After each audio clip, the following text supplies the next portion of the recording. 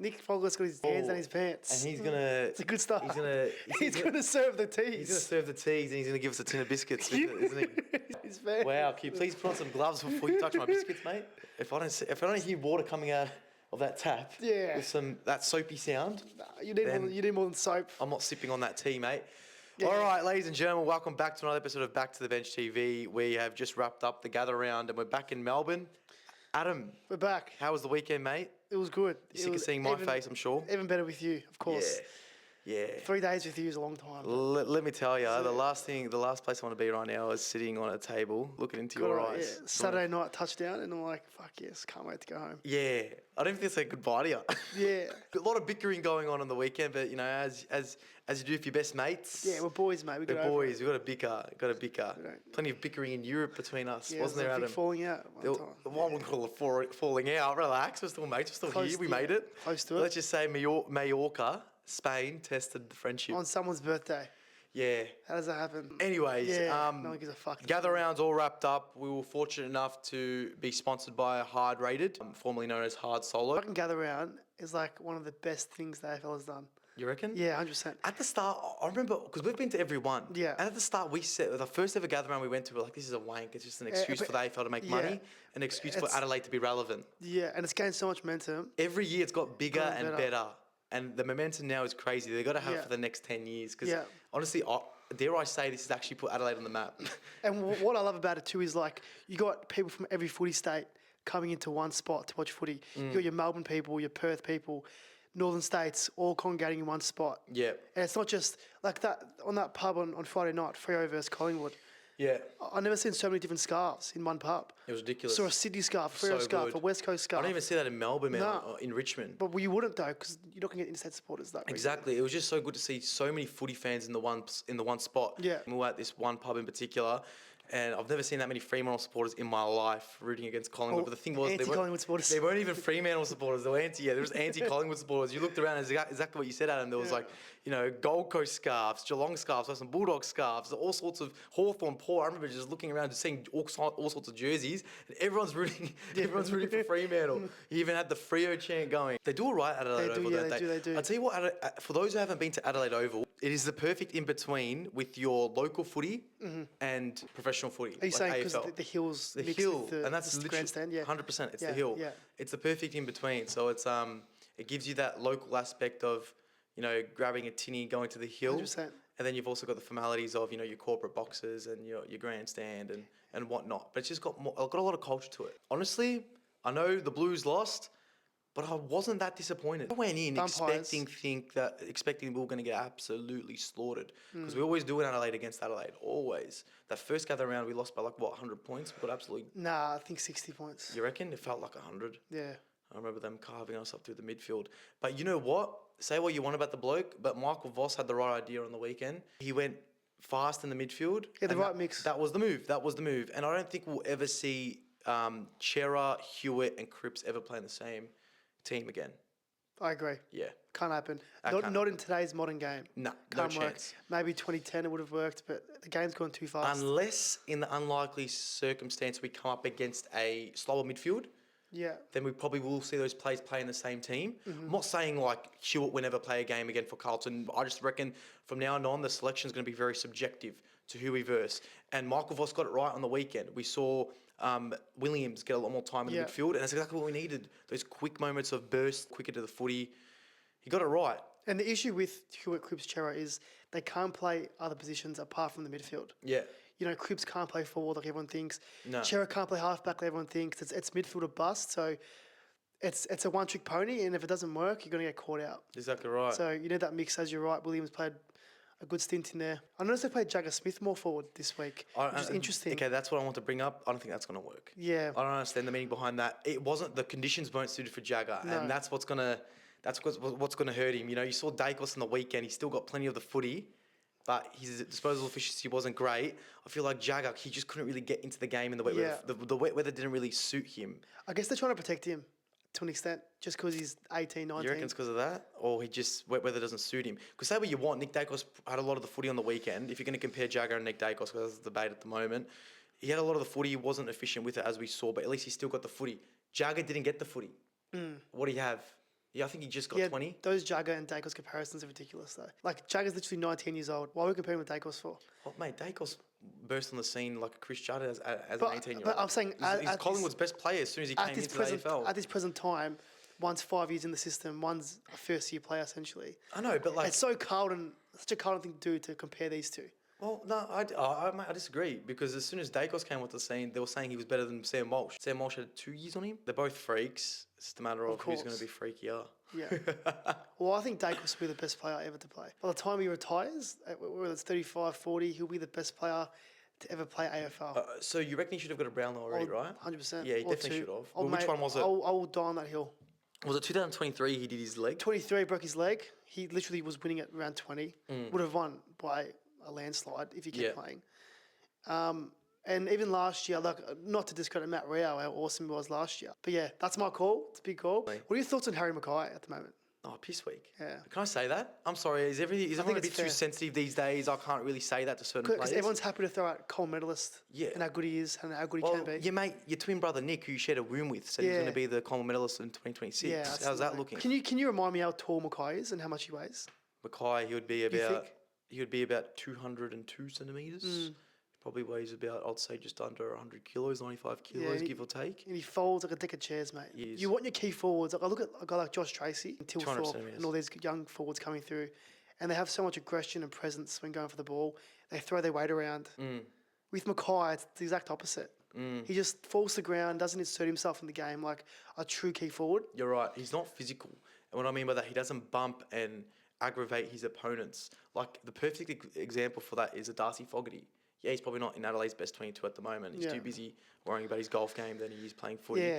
But he's just a physical one. He invites the fucking physicalness of footy. Yeah. Like, he brings his opponent in, gives him a few jumper punches before the footy even comes to him. Exactly. You know what I mean?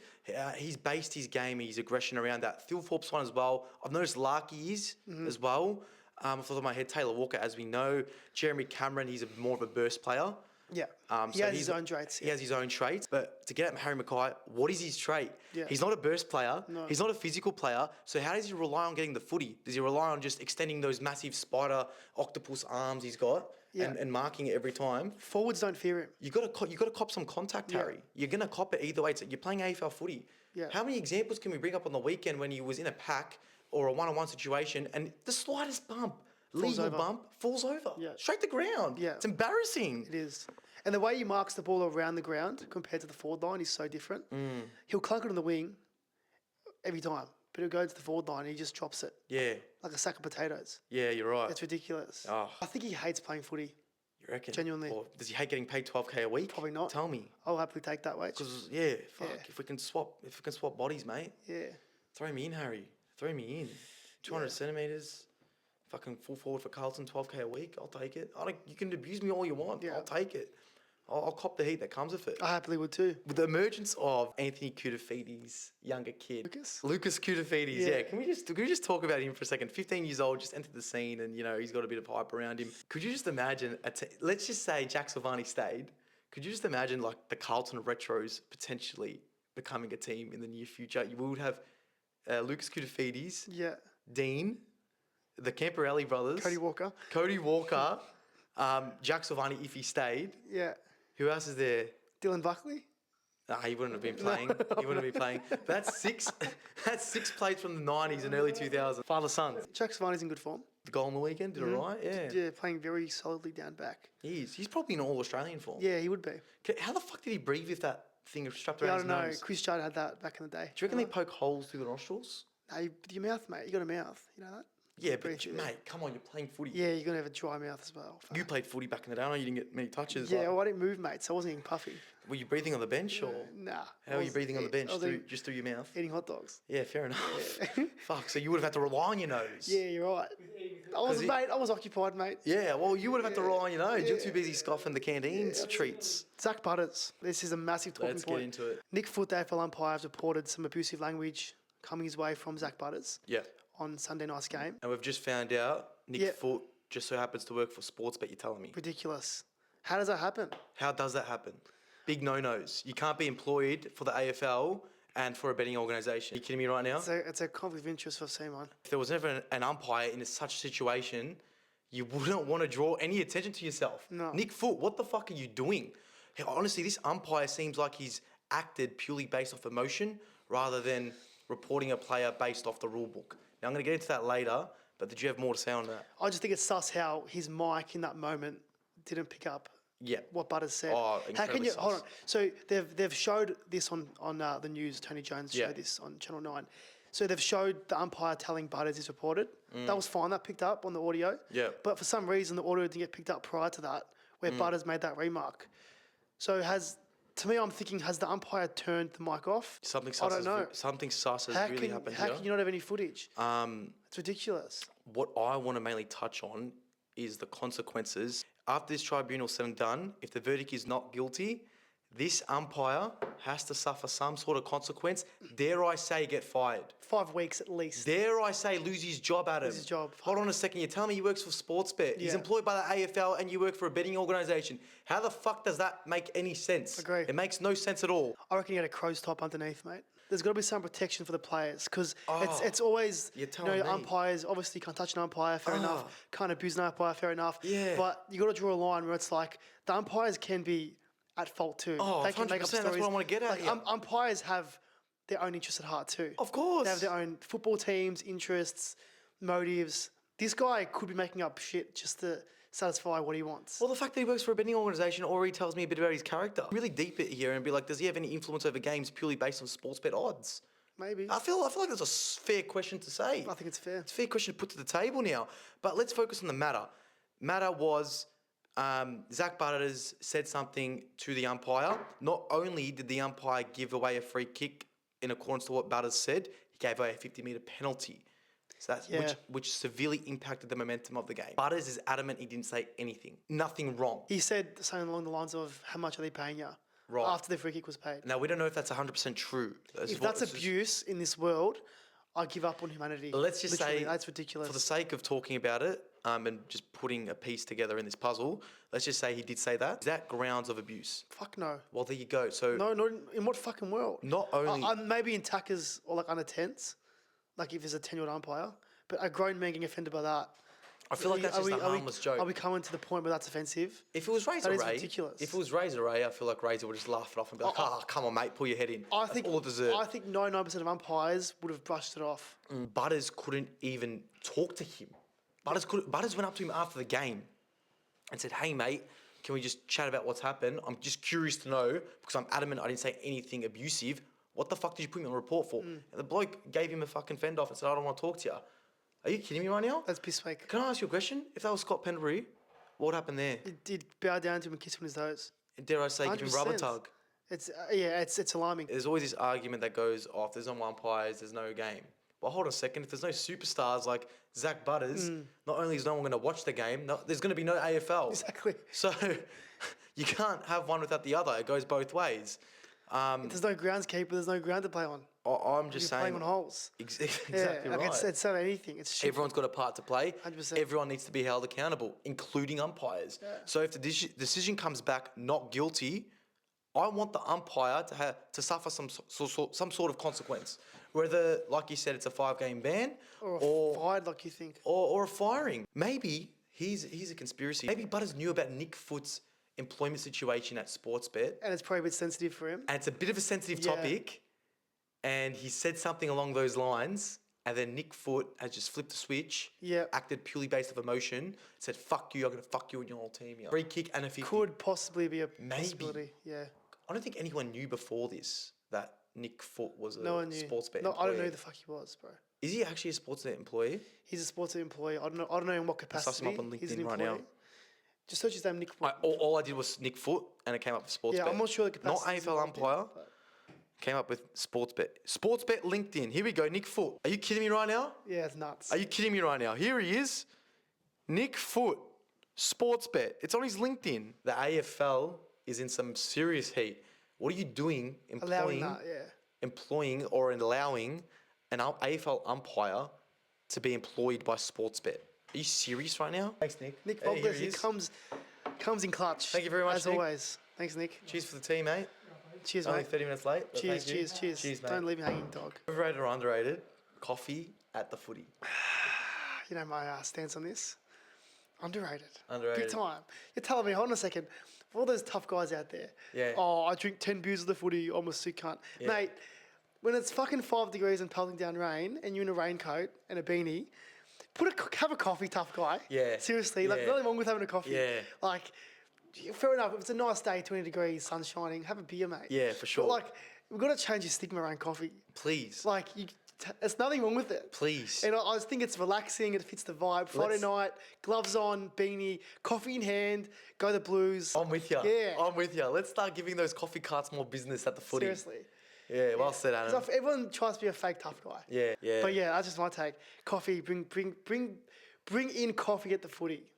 Fucking bring it in. Let's make it socially acceptable to have a coffee at the footy. Yeah. Nothing wrong with it. Dare I say hot chockey too. Yeah. You might be starting to question my sexuality With if I say that. the marshmallow. With the marshmallow. Yeah. Yeah, right. Yeah.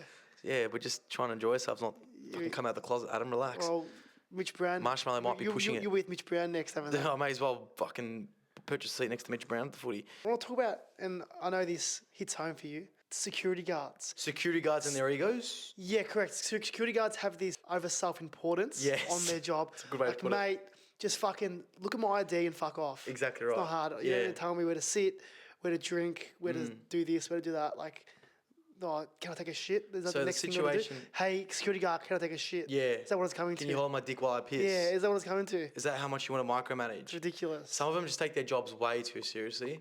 And I understand their purpose. They're there to control a crowd, and a crowd, especially a footy crowd, can get overly rowdy and out of hand. But on the weekend, we were enjoying a few beers in the beer garden. Dare I say, having a few ciggies to go with it. Nothing wrong with that. Nothing wrong with that. On the beer, once you're on the beers, mate, Yeah. your mouth calls for a bit of smoke. So Chimney, I call ya. anyways, the rules at this particular pub were 9 p.m. You can start lining up your cigs. Before 9 p.m, because it's dinner service and whatnot, you're not allowed to. Fair enough. Had a look at the time. I saw 8:50. Thinking, you know what? Open the fucking gates. Open the fucking gates. Yeah. 10 minutes. It's not going to kill anyone. Nah. I'm looking around, and I did my due diligence. I looked around. No one's eating. Everyone's just sinking piss. That's it. I'm thinking, fuck it. Let's start the party early. God forbid.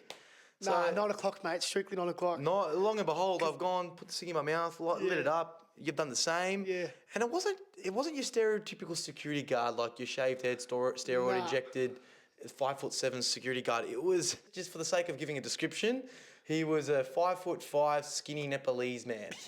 And he comes with his chest out like a hero. And pulls out a walkie-talkie.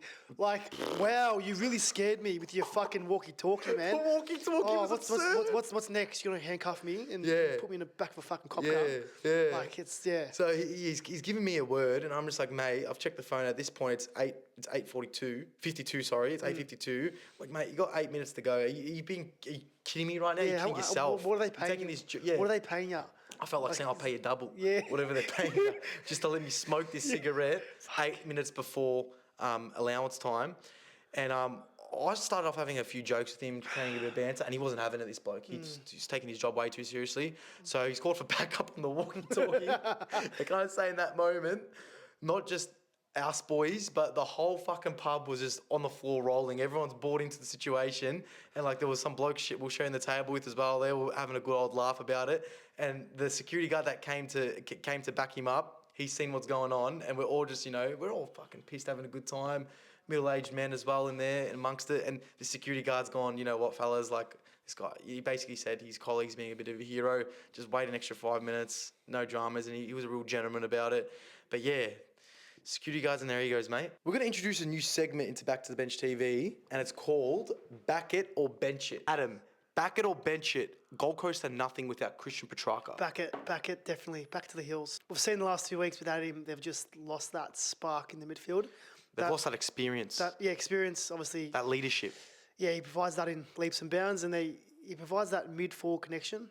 Mate, mids who can kick goals don't grow on trees, and he's that guy. Yeah, that's right. So they missed we that dearly, and I think he's back this week, and I think you'll see an improvement from Gold Coast when he's back. I just think, like, also with their midfield, they've got a lot of the same sort of mix. Like, Took Miller, Matt Rao, very similar players. They haven't really got, apart from Petrarca, that guy who can provide that spark. Yeah. And I think Noah Anderson isn't playing to his best at the moment, which hurts them. But I think when Petrarca's back, you'll see Gold Coast back to their best. And the thing with this Gold Coast team is they solely just lack that experience in high pressure situations. Yeah. Because they've never been that club to be in the contest for long enough. You either see them winning convincingly or just getting absolutely destroyed. And then when the pressure's on them, they sort of falter. And we saw this trend last year with Gold Coast when they could have cemented top 4 and they lost to Port, I think it was. A really bad loss it was. It's sort of the same theme. I think when they're expected to win, when they're in that top 4 spot and everyone recognises them as being good, that's when they fall away. The thing with Gold Coast, you look at their list and you think, you know what? They actually don't even need a Christian Petrarca in there. But it's more than just Christian Petrarca. It's about having that experienced player that's gone through that character development, that is very disciplined, head screwed on his shoulders, knows how to play in certain momentums of the game. There's more to it than just having a talented list. You've got to have experience that comes with it. And that's what Christian Petrarca provides. Yeah, I've got one for you as well. Back on a bench it, Hawthorn have the list to win the flag in 2026. I'm going to back it. Reason being, they're very hard to match up against the Hawks. Yeah. You never know what you're going to get. Will Nick Watson play in the midfield? Will he play in the forward line? McDonald can play through there too. Where's he going to play? Where's Weddle going to play? What are you going to do with Weddle? He can play anywhere on the ground. He can play ruck one week, back pocket the next. And best believe, if there's ever a play in the AFL to bring it from the back line to the forward line, one player, it's fucking Weddle. Yeah. And he got such good kicks as well. We've seen Jack Ginnivan. Ginnivan, yeah. Who the fuck thought he would be the leading possession getter for Hawthorn? He's having a breakout year this year. Well, they've just got all these utility players. They play a role. They're an absolute head fuck to coach against. How can you coach against these players? And they've got a great coach. Oh, I'm telling you, the Hawks are the X factor this season. And I think Sam Mitchell has that blend of mongrel and then the smarts of a coach. Definitely. He has that right mix. Some coaches go too far nice, too far a bit mongrel. Vossi, a bit too nice, you know what I mean? Then you got guys like maybe Kingsley, probably a bit too the other side. I think he has that perfect mix. They've got that wow factor, Hawthorn. You never know what you're going to get. You can never be over prepared to play them. But also, and you're never going to work them out. So that's what I feel like will get them over the line this year. And they definitely do have the capacity and the talent to win a grand final. But how lucky are they to have Jack Gunston at 35, who they call Jack Unkston. That's the little fucking Hawthorn lingo they do. Such a typical Hawthorn. Yeah, it's typical Hawthorn. If there's any club to make that I love it though. I love it. Bro's 36 and kicking bags every week. Arguably in career best form. What's going on there? Probably kicks 100 goals this year the way he's going. It's ridiculous. All right, guys. Thanks, guys. Thanks for tuning in. We'll see you next week.